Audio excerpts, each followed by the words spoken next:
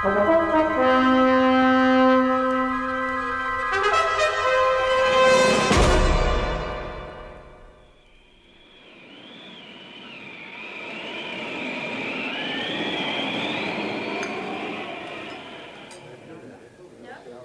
me, Professor Parkins, how pale you look. I'm sure you need another cup of tea. Thank you, Mrs. Spenlow. That would be most welcome. There. Don't you find the heat quite oppressive this afternoon? I told my husband we should have held our little at home in the garden. It's certainly close, but to tell you the truth, Mrs. Spenlow, I'm not affected by the heat. I had a slight shock just now. It's quite trivial, but one can't help one's reaction. Now, what can it have been, I wonder, to make you so very pale? Well, it was... You'll laugh at me, I know. It was a surplice. A surplice, Professor? Yes. A choir boy's surplice hanging on a peg in the vestry of the chapel. The door was open, and I saw it stirring in the wind. That's all. Good gracious me. It's ridiculous, isn't it? Just a piece of white linen hanging on a peg, moving in the breeze, but it really alarms me when I see anything of that kind. Well, you really must tell me why, Professor. I love strange stories, especially from archaeologists. Very well, if you insist. Nobody believes me, but I go on telling them what happened. It all began a few years ago when I was dining in hall one evening at the end of full term. One of my neighbors leant over and asked me... I suppose you'll be getting away pretty soon, Professor? Oh, yes, I've taken up golf this term, you know, and I intend to go to Burnstow for a week or so to improve my game. Do you know it at all? Oh, yes, indeed. Remote old place, isn't it? Typical East Anglian coast village. I understand there'll only be golfers to foregather with, but I shall not mind in the least. Their conversation will be a pleasant change from that of my students. Did I hear you mention Burnstow, Parkins? Yes, I was just saying to Brown. I'm off there tomorrow. Oh, then I wish you'd look at the site of the Templars Preceptory there. I'd like your opinion of it in case it's worth a dig in the summer. Certainly, Purdom. I'll be delighted. Where's the site? Well, it must be quite close to the beach now. The sea's crept in tremendously all along that bit of coast. I don't think there's anything showing above ground, but I think the site's about 3/4 of a mile from the Globe Inn. Oh, that's useful, because I'm staying at the Globe. The trouble is, they can only give me a double room. Where's the trouble in that, Parkins? Look here, I'll come down for a bit and keep you company. Oh, do, Rogers. Yes, by all means. But I'm afraid you'll find it rather dull. You don't play golf, do you? No, thank heavens. Of course, if you don't want me, say so. I won't come if I'm unwelcome. No, my dear fellow, I didn't mean to suggest that you Decide would... just as you please about it.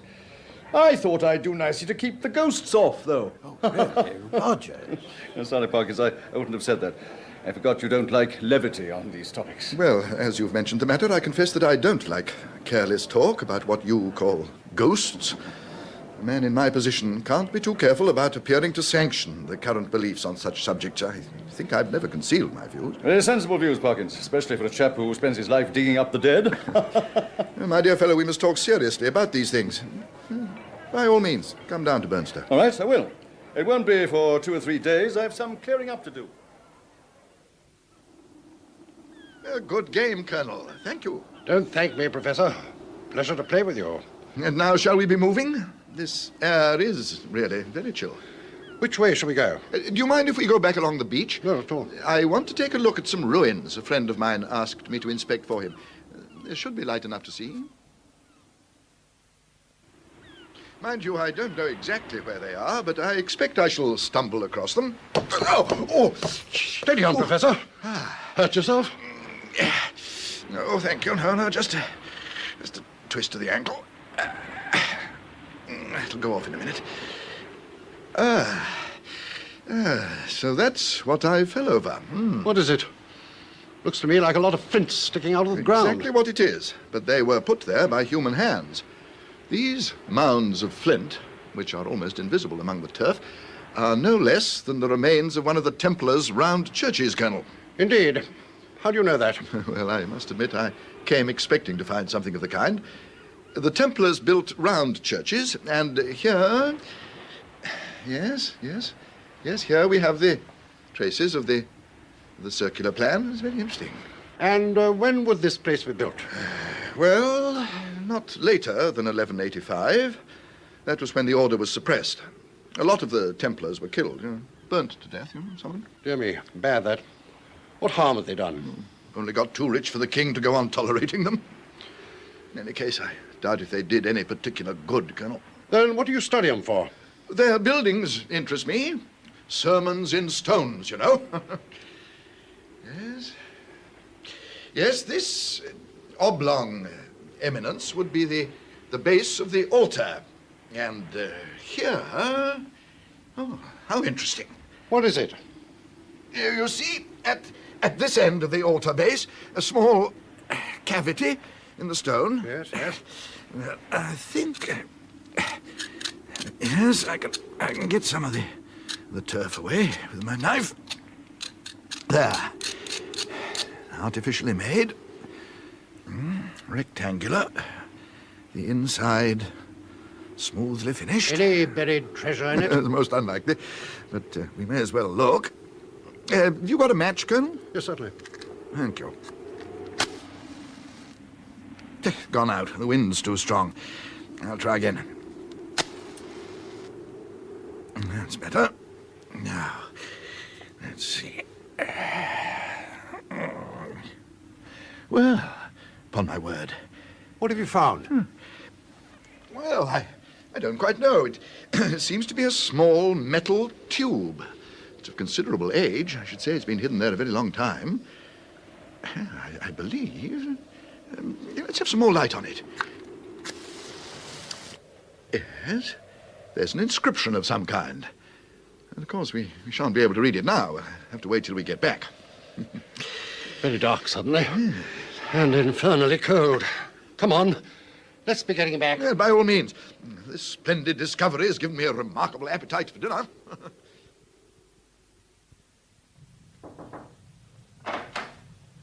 Beg pardon, did you ring, sir? Oh, yes, I did. Would you kindly bring me another candle?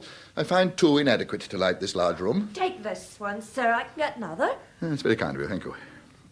Don't forget, I'd like early tea tomorrow. Yes, sir. Good night, sir. Good night.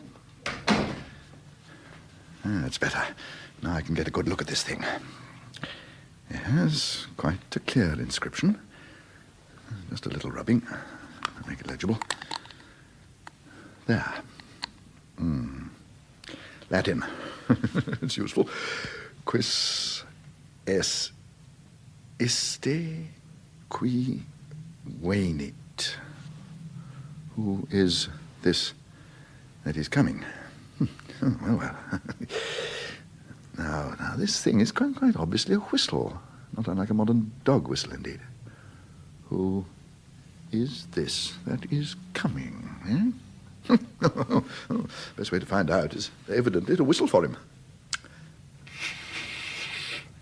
Still in working order? That's remarkable.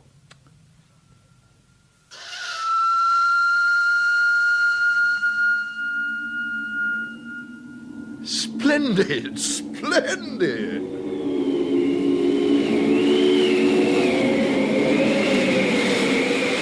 But goodness me, what forces the wind to get up in a few minutes? What a tremendous gust. There.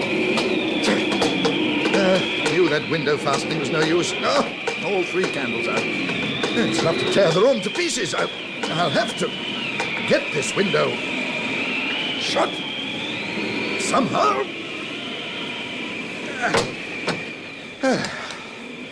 That's better. Well, that really made me quite uneasy.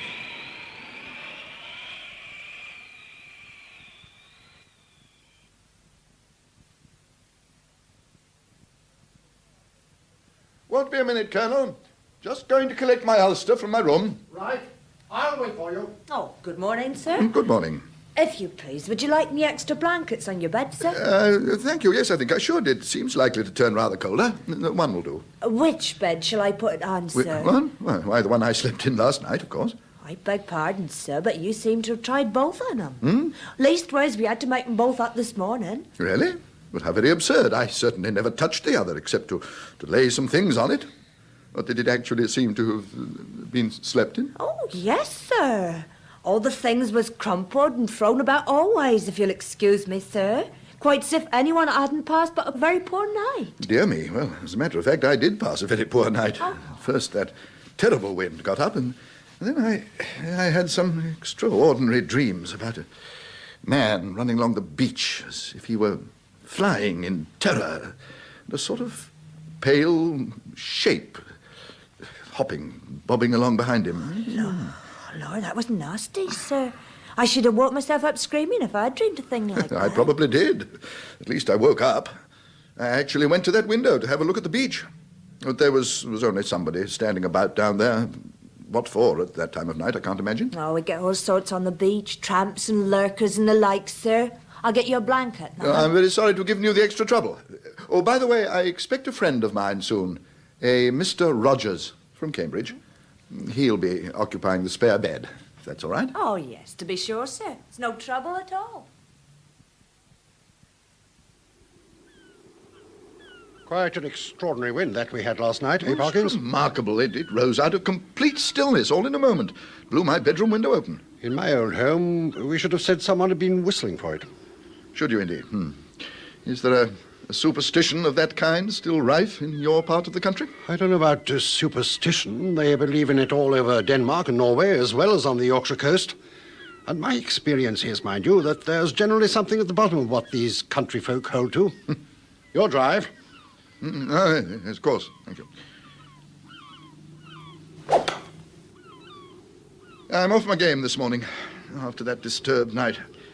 Yeah, as to what you were saying, Colonel, I think I ought to tell you that my own views on such subjects are very strong. I disbelieve entirely in the so-called supernatural. Eh? That's so? You're an unbeliever in every sense, then. Second sight, ghosts. Don't believe in anything of that kind. In nothing whatever of that kind.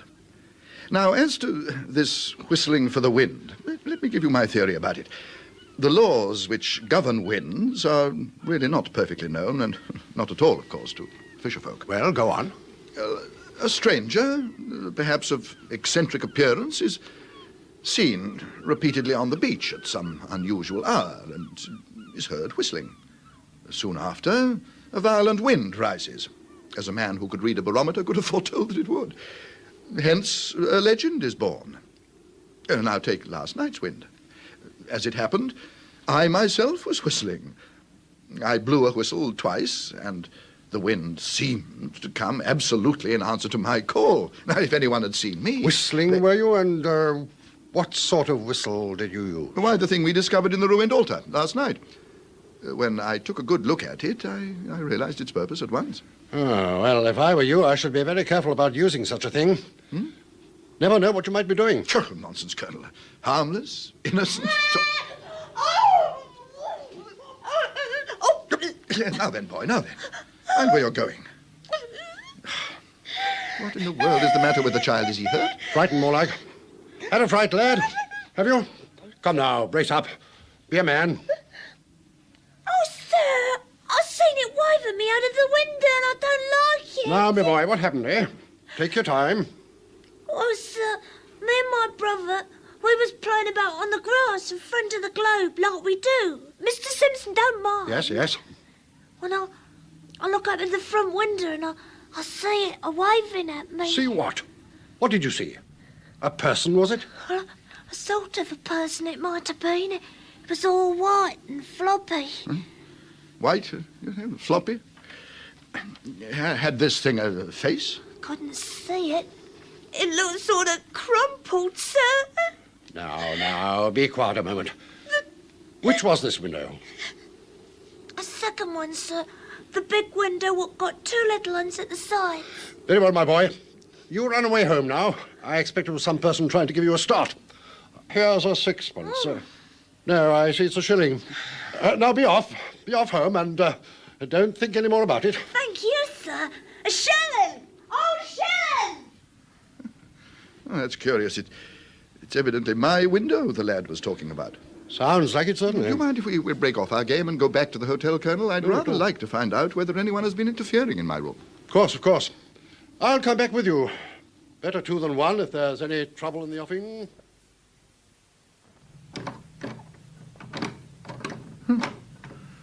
Dear me. This is more serious than I thought. What's the matter? Well, I remember now that before I started this morning, I locked my bedroom door. Yes? Well, it's locked now, and I've got the key. Mm-hmm. Now, if the servants are in the habit of going into one's room while one is out, I don't approve of it at all.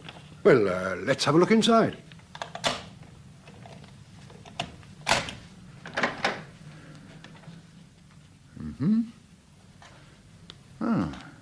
Nothing seems disturbed.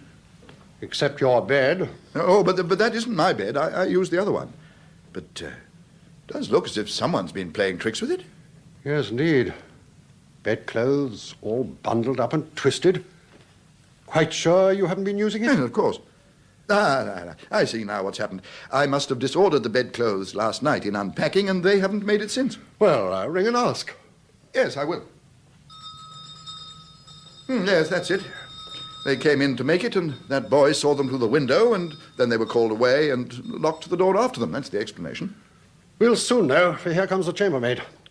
Very brisk, the service here. Not as regards bed-making, evidently. Did you ring, sir? Yes, I did. Have you been into this room at all during the morning while I've been out? Oh, no, sir.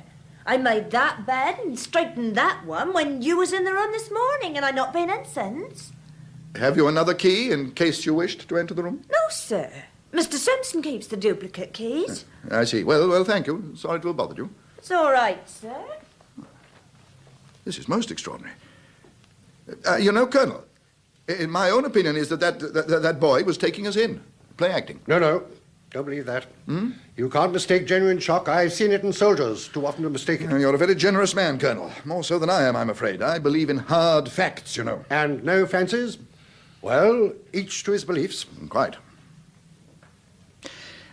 By the way, while you're here, take a look at the old whistle, now that I've cleaned it up.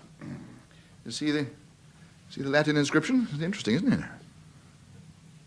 Quis est iste quae venit? What do you mean to do with this thing? When I get back to Cambridge, I shall submit it to my colleagues and see what they think of it. And then if they consider it worth having, I may present it to one of the museums. Well, you may be right. Shall I tell you what I would do with it? By all means, Colonel. I'd chuck it straight into the sea, and I advise you to do the same.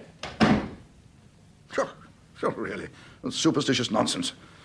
A rare relic like this. Of course, I shan't do anything of the kind. Whistle for the wind, indeed. I wonder if I could do it again. Might just try. If nothing happens, so much for Colonel Wilson's bogies. Just one try.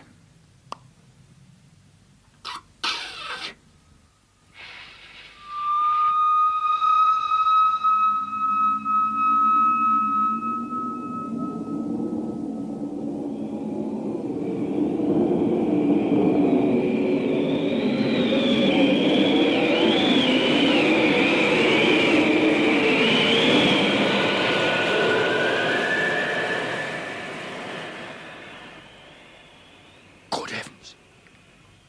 It worked. But, well, of course it...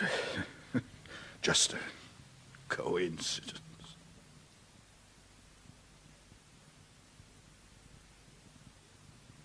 Shall I clear your table, sir? Oh, yes, do, by all means. Nothing else you want, sir? Nothing, thank you, waiter. Hotel's very quiet tonight? Yes, sir. We don't get many visitors this time of year. Only you and Colonel Wilson staying there. The Colonel's gone to bed.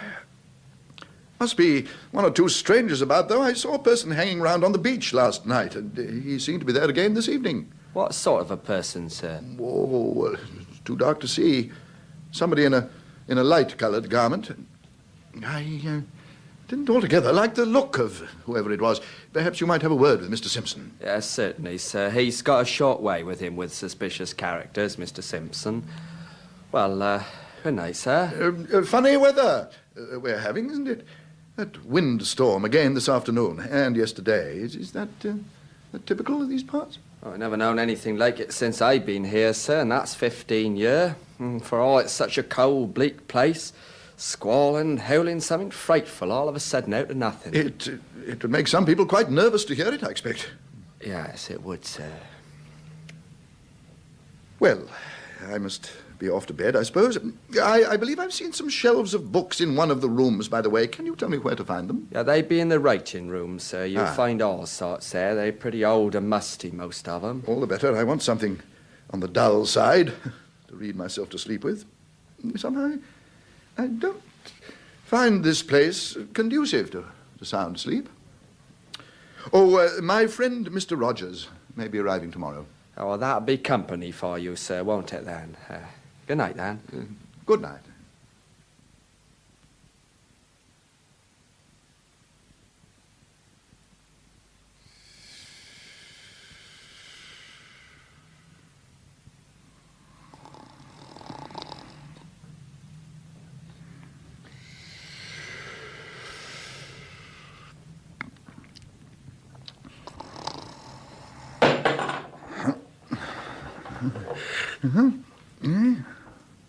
What's that?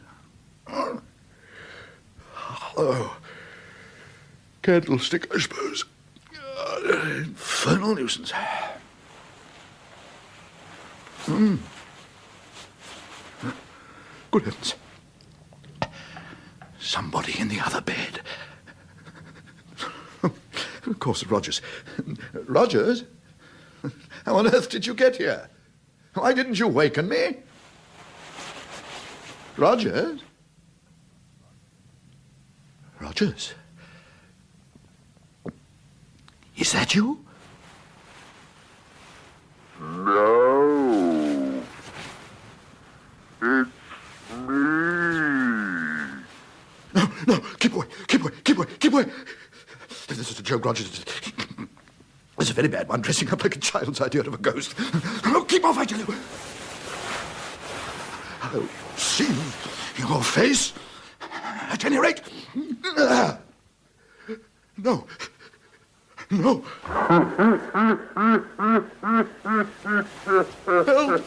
Help! Somebody help me! What the? Good gad! Hold on, Parkins. Let go, you filthy brute! Oh, it's gone.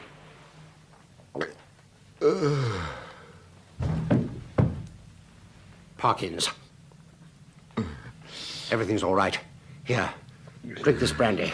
It'll brace you up. Oh, thank you.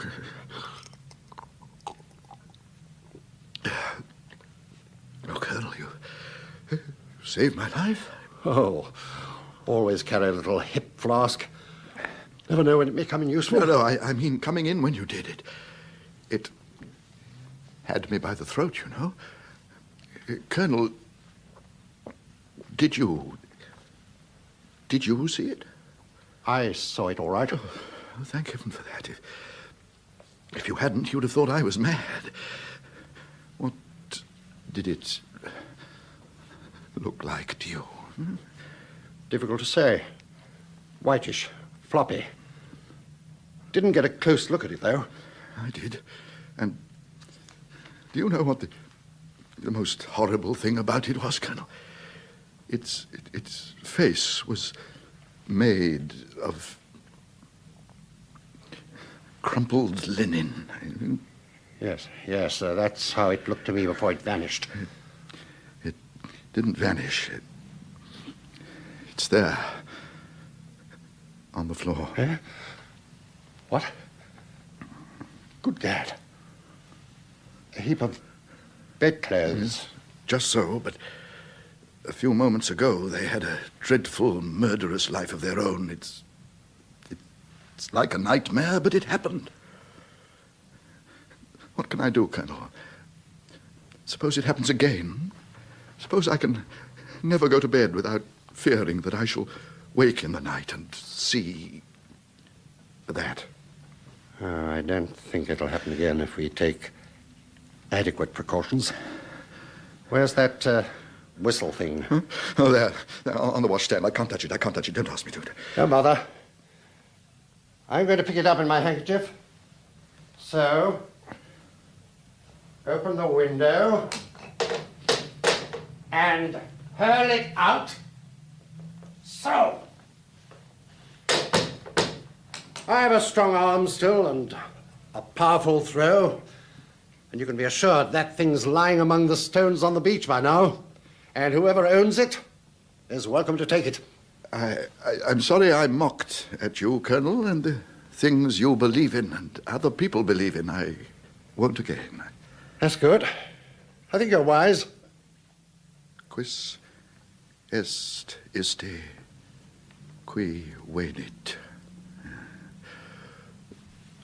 Who do you think it was, Colonel?